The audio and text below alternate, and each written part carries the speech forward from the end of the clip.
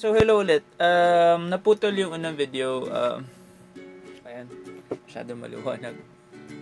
Naputol yung unang video kasi yan, masyadong mahaba pala. Putol tayo kalagitnaan, no? Natapos tayo sa issue 6 ng Digmaang Salinlahi. That was 2008. So 2010? 2009. Ayan, 2009. Mababalik tayo sa 2009. Mag-start tayo ulit kung saan tayo nahinto. Issue 7 ng Digmaang Salinlahi. Hindi pa tapos yung journey. Okay? So balik tayo ulit. Palit tayo ulit ng view. So, after nung tatlong offset na issues ng Digmaang Salinlahi, issue 4, issue 5, issue 6, yung compilation ng 1 to 3, bumalik ako sa pag-print ng issues digitally. Mainly because while I was doing those, yung offset, I was working for a American company. And by this time, bumalik ako to work for a local studio. Mostly because I wanted to produce local comics then. Around this time kasi nagkaroon ng initiative ang ating government para dun sa Comics Congress, which aims to bring back yung industry ng comics. To cut the long story short, I was enticed to come back to a studio to produce comics for that initiative, pero hindi nagmaterialize. Unfortunately, hindi nagmaterialize yun. Somebody else got the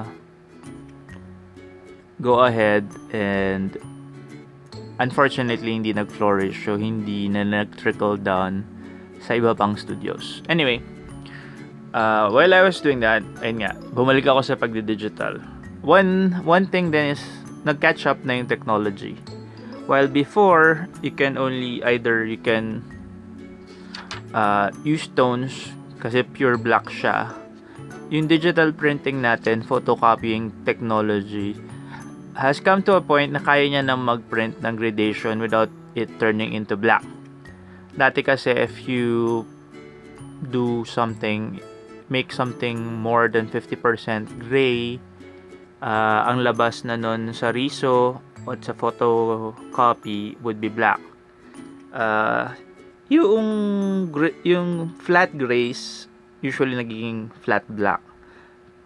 Pero yun nga, yung technology caught up na, you could print using gray tones, flat gray tones. Though, kung mapapansin nyo, medyo grainy pa siya. Ayan. So, like yung issue 6, this one. Oh, I forgot to mention, yung issue 6 cover was done by Mr. Elmer Damaso. He did a couple of pin-ups din for me. Yung back cover ng issue 4, si Sir Elmer din yung gumawa. Tapos yung cover ng issue 6, siya. Tapos yung back cover ay si Franklin at si Sir Mark Taduran. If you're familiar sa mga old school, mga OG na nag-deviant art nun, si Markova yung nagkulay nito. Okay. So yung issue 7 natin, si Sir Franklin Owanyo pa rin ang nag-illustrate. Siya rin yung nagawa ng cover. Very nice cover. Tapos, looking inside, medyo nag-evolve yung art niya. Siya rin yung nag-grace nito actually. Medyo mas naging a lot cleaner. Mostly because I think fully transitioned na ata siya to digital nitong time na to. Digital, pati yung line art nito is digital na. So medyo naging mas cleaner yung line art. Though gusto ko pareho yung style, pero if papapiliin ako, mas gusto ko talaga yung gritty look ng trad. Ayan. Introduction to nung members ng Royal Council na ilan yan. Ayan. Funny thing. Ayan. So while I was working for yung studio, nakatrabaho ko si Mr. Judd Abinoman. Artist siya nung isa kong series na codename Bathala. Well, before pala. Ito 2009 to ginawa. Tapos 2010, katulad nung 2006, 2007, 2006, naisip ko na gawa ng special na book, which is yung Landas Tungong Digmaan. Ito yung unang version nung Landas Tungong Digmaan, which is masasabi natin chapter 0, prequel nung Digmaang Salinlahi. Tapos during this time, siguro 2008, 2009, 2010 to binubuo, I met a graduating student who goes by yung kanyang pen name as Kilayman, and he did yung vignettes dito na sobrang ganda.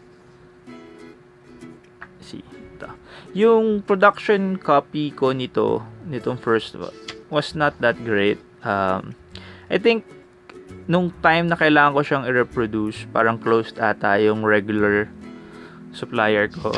So I had to look for a different supplier. And while kaya naman nila yung grace and everything, medyo madumi ata yung head nung kanilang photocopier. So ang dami niyang hikis, tapos hindi rin buo yung blacks niya. So yun, isang tip yun para sa mga aspiring self-publishers din. Look for a good supplier para naman hindi nasasayang yung inyong anong tawag dun? Hirap sa production. But nung time din na to, gumagamit pa akong signatures, meaning nagpe-print out ako ng signatures, tapos yun yung pinapa-photocopy. Ayan. Gawa to ni Gabe. He's trying out the new style here.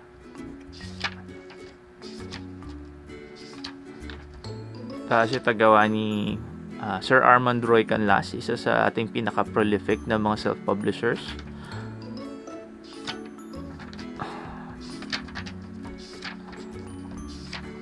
Tapos, ito ay gawa ni Neil Cervantes.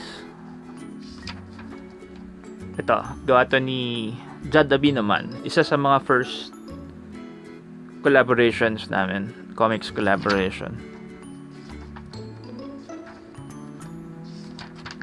As this one is yung first use din ni Kilayman ng digital, Manga Studio. Now, ang branding natin ng Manga Studio ngayon is Clip Studio. So this was done entirely in Clip Studio. Ayan. Tapos makikita nyo hindi siya tapos. And finally, this one is a chapter laid out by Tagailog. Then finished by, penciled by Kilayman. Then inked by Judd Abinoman.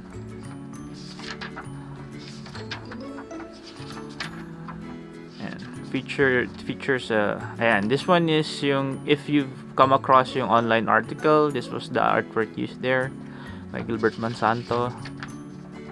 This one is by Michael David of Kubori Kikiam, Benjo Kamay, Jomar Soriano, Joseph Villegas, and Queso. Nagkaroon to ng mas maayos na version. This one featuring a cover done by Queso, Lawrence Chua, colored by Evil Grooves of Culture Crash.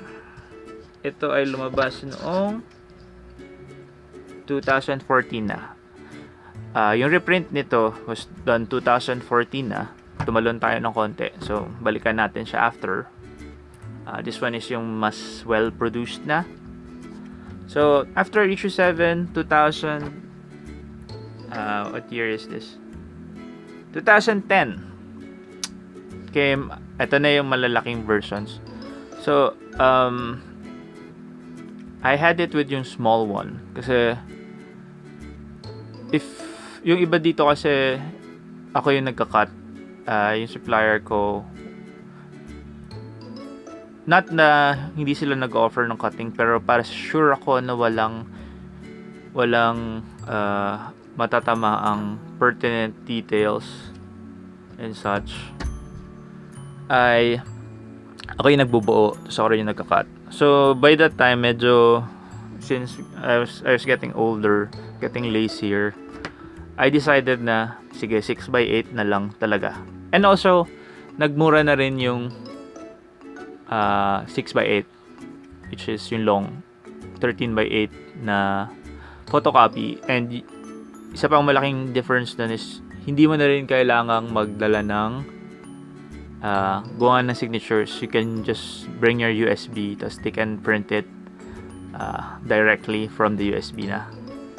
So ito yung issue 8 with cover by Dexter Intera from yung Komikero group ni Sir Jerry Alangilan. Tapos yung interiors niya is done by Judd Abinaman. Yes, Daddy. What? I'm making a video. You stay there. Sorry. Okay. That was my son. Okay. So, continuing. This one is issue 8. Judd Abinaman. Si Judd, siya, ang masasabi kong strength niya talaga as an illustrator, and makikita naman is yung love niya for drawing fantasy scenes, and yung kitang-kita sa chapter na to, and lalo na ngayon sa work niyang ginagawa for an indie publisher, which is a fantasy title. Sobrang ganda ng pages na ginagawa niya. So ito yung yan, like before, hindi two-toned, pero sa ibang versions ng Digmaan, toned to. So, yung first na lumabas ay hindi masyado toned. Naka-flat grays lang. Tapos, features more insight on yung relationship ni Lumawig at ni Kaptan. Yan. Tapos, around this time din lumabas yung first and second issues na Bathala. 2010 yan. Ito yung weird na part. Wala ako nung issue 9 ko, which is done by Mel Casipit. Ang funny thing about nung issue 9 at issue 10, I wrote it before itong issue 7 at 8. Tapos, marami akong in-approach na artist na gumawa sana nung issue 9 at 8. Ito yung main story ni Lumawig, continuing from issue 4. Ito issue 4. So dapat labas siguro nito issue 6 or issue 7, tapos saka yung naging issue 6 at 7. So I met si Mel Casipit during Comic-Con na. Isa siya sa mga stalwart goers. Nagpa-participate sa contest, nagpa-participate sa Indie Tiangge, nagpa-produce ng sarili niyang content. So, yan. Luckily enough, pumayag siya na gawin yung issue 9 at 10. At kung sino yung may issue 9 sa inyo, swerte nyo. Ako mismo wala akong issue 9 nung original na issue 9. Ito yung original na issue 10. Issue 11 ko pinatawag sa website ngayon. If you're familiar with yung Facebook page ng Digmaan Salinlahi, nilabas ko doon yung mga tone pages nito. Itong first 3 pages ay inink ni Rene Palo. Isa ring long-standing na collaborator. Na-meet ko naman siya sa Comic-Con at sa DeviantArt din. Tapos naka-work ko siya sa mga Bayanites titles. So yan, ito yung gawa ni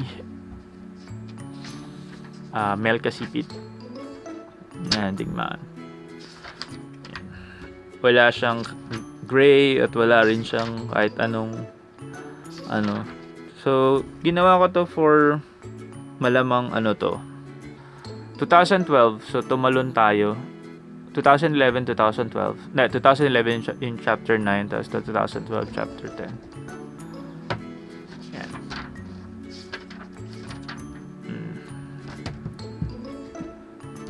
So, 2012.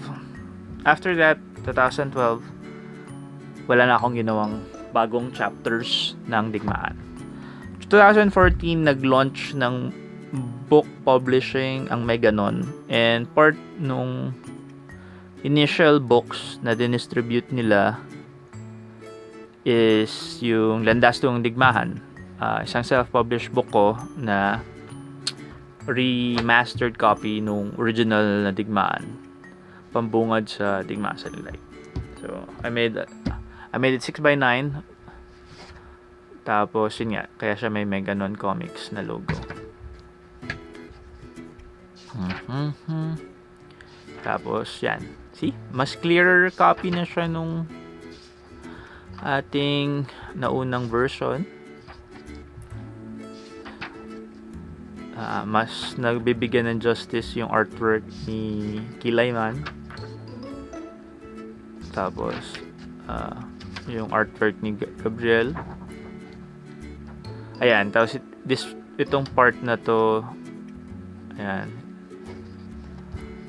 wala tong text dati, di ba? Tapos to may tones na, tapos may text.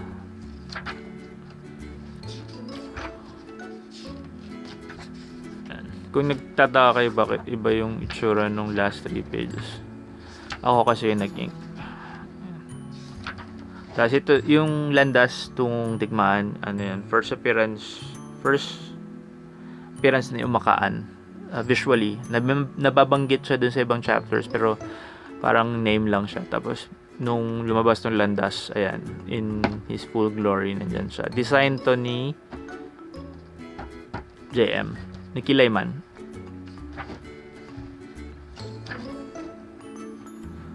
Ito rin. Tapos na siya. Tapos ito. Gawa ni Honoel Ibardolasa. Isa sa pinaka-prolific na local web comics creator, manga artist. Galing. Sobrang galing nitong maman to. Nanalo na rin siya ng ilang writing awards for children's book. Hindi lang siya magaling na artist, magaling din siya writer. Tapos kasama dito yung original na forward ni Ilog about yung Digmaang Salinlahi. Tapos since 2012 nga walang bago, so mapapansin nyo na usually ang binibenta kong libro is ito, yung omnibus ng Digmaang Salinlahi, featuring yung cover ni JP Palabon. Itong book na to is 300 plus pages. 300 plus pages ng Digmaang Salinlahi. So from yung Landas Tungong Digmaan, also nandito din yung na-feature sa Fresh. I'm not sure if nabanggit ko yung Fresh last video, pero sa Fresh kasi isa tong anthology. May chapter dito yung Digmaan. Dito unang labas to. Ang year na labas ng Fresh ay 2006. Second Comic Con din. So nandito lahat ng mga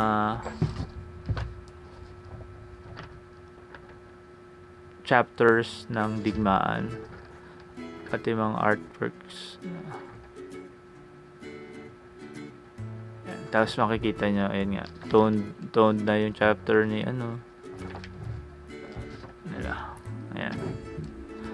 So I was selling this 360 pages, 900 pesos. Yeah, still available. This copy is still for sale. Tapos naglabas din ako ng art book. Ayan. full colored to.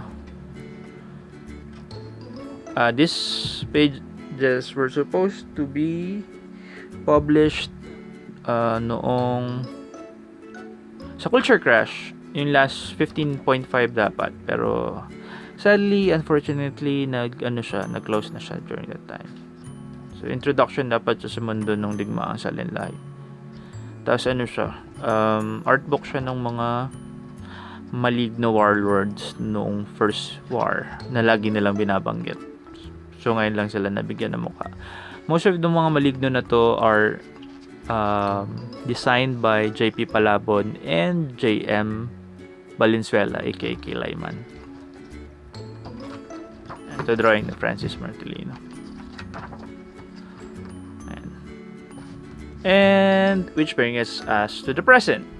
After 7 years of sort of a hiatus, I decided na it's time to finish yung Digmaan kasi I left it hanging. It could have ended that way na hanging, tapos up to you na lang sa imaginations nyo on how it would have been finished, since I placed all the players na dun sa arena and nalagay ko na yung chosen one at nakuha niya na yung kanyang mystical sword of power. Kung ano na yung mangyayari dun sa war. But I decided na sige, tapusin na natin, which is why I have this new series. Ang title niya na ngayon is yung Ang Mga Huling Awit ng Digmaan. So sa November, I'm hoping na malabas namin yung issue 2. This is yung issue 1, with artwork by, of course, si Lawrence Chua, aka Cheese, Enjoy Queso. And also Brian Balondo. Brian Balondo is a very, very talented illustrator. If you frequent yung fan page ni Mike Minola, isa siya dun sa mga parang nakaka-amaze na nagpo-post tuwing Fan Art Friday. At bukod doon, marami na rin siyang ilang books. Locally, may ginawa siya for Komiks. Tapos, meron na rin siyang ginawa for Kelebender.